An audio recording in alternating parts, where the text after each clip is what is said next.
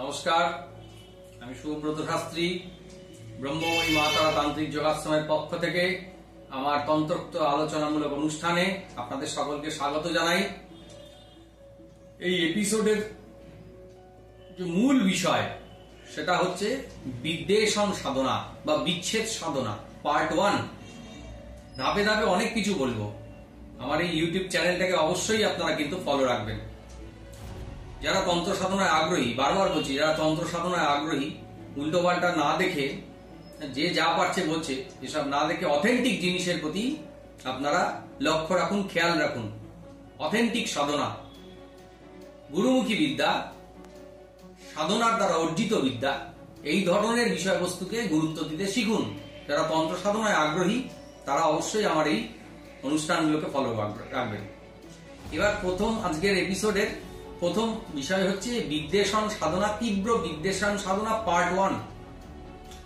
আমি পূর্বেই বলেছি, কাল ভৈরব, মহাকাল ভৈরব, কাল রুদ্র ভৈরব, মা ছিন্নমস্তা, মা ধূমাবতী, মা শ্মশানকালী, এই ধরনের দেবী দেবতার দিয়ে বিচ্ছেদ ক্রিয়া বা উচ্চাটন ক্রিয়া বা শত্রু ধ্বংস ক্রিয়া, শত্রু বিনাশ ক্রিয়া খুব ভালো ফলদায়ী হয়, খুব অল্প সময়ের মধ্যে ফল দেয়। এবার প্রথম একটা মন্ত্র আমি বলছি। মন্ত্রটা সাধনা করবেন অমাবস্যার নিশি থেকে সাধনা শুরু করবেন, বা কৃষ্ণপক্ষের চতুর্দশী অমাবস্যার আগের দিন রাত থেকে সাধনাটা শুরু করবেন। 1 লক্ষ জপে সিদ্ধি, 1 লক্ষ জপে সিদ্ধি। 1 লক্ষ বলতে অনেকে ভয় পেয়ে যাবে, বাবা 1 লাখ জপ করতে হবে।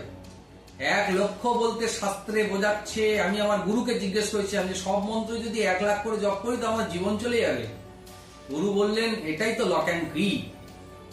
1 লক্ষ মানে শাস্ত্রে বোঝাচ্ছে লক্ষ্যকে স্থির রেখে, লক্ষ্যটাকে টার্গেট করে তোমাকে সাধনা করতে হবে। লক্ষ্যকে স্থির রেখে সাধনা করতে হবে। দিস ইজ কল 1 লক্ষ। 1 লক্ষ মানে কিন্তু সংখ্যায় নয়, লক্ষ্যটাকে স্থির রেখে তপস্যা করাটাকেই বলছে 1 লক্ষ সাধনা, 1 লক্ষ জপ। তাই লক্ষ্যকে স্থির রেখে, যদি মনকে স্থির রেখে সাধনা করা যায়, খুব অল্প সময় মন্ত্র জাগ্রত হয় এবং ফলপ্রসূ হয়। এই মন্ত্র জপ করার পর অমাবস্যা বা চতুর্দশীর তিথিতে শুদ্ধ গাওয়া ঘি দিয়ে 1008 বার, যদি 10,008 বার আহুতি করা যায় খুব দারুণ শক্তিশালী হয়ে যাবে।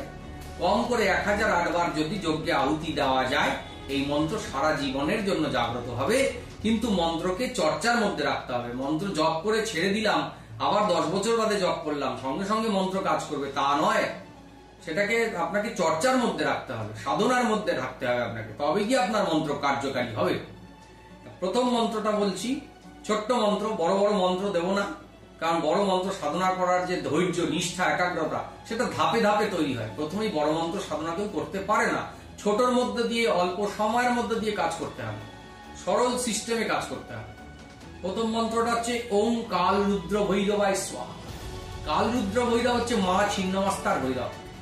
ওম কাল রুদ্র ভৈরবায় স্বাহা, ওম কাল রুদ্র ভৈরবায় স্বাহা। এই মন্ত্রটা 1 লক্ষ বার জপ করে 10,008 বার যজ্ঞে আহুতি করার পর প্রয়োগের ক্ষেত্রে 108 বার জপ করে 108 বার প্রার্থনা করতে হবে। যদি 1008 বার জপ করে 108 বার প্রার্থনা করতে পারেন, রাতের মধ্যেই কাজ হবে, 24 ঘন্টার মধ্যে কাজ হবে। আমি সেই সিস্টেমটা বলছি, এই সিস্টেমটাকে যদি মেনটেন করে সাধনা করতে পারেন, 24 ঘন্টার মধ্যেই কাজ করবে। কারণ ভগবানের এই সমস্ত রূপগুলো হচ্ছে প্রচন্ড উগ্র। রাগী মানুষ তাড়াতাড়ি কাজ করে, যে শান্ত সে ধীরে সুস্থে কাজ করে, যে রাগী লোক সে তাড়াতাড়ি কাজটা করতে চায়। তাই দেবী দেবতার যে উগ্র রূপ, তারা কিন্তু খুব তাড়াতাড়ি ফল দিয়ে দেয়। শান্ত রূপ, ভগবান শ্রীকৃষ্ণকে টলাতে জীবন চলে যাবে, ভগবান বিষ্ণুকে টলাতে জীবন চলে যাবে, দীর্ঘ বছর তপস্যা করতে হবে।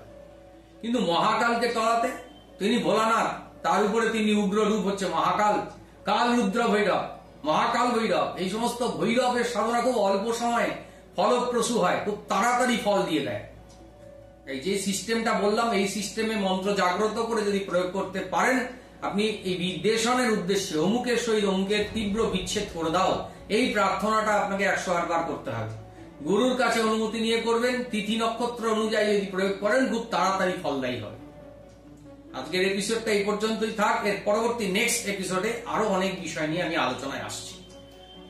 নমস্কার, সকলের মঙ্গল হোক, ভালো থাকুন, সুস্থ থাকুন। জয় মা তারা, জয় জয় তারা।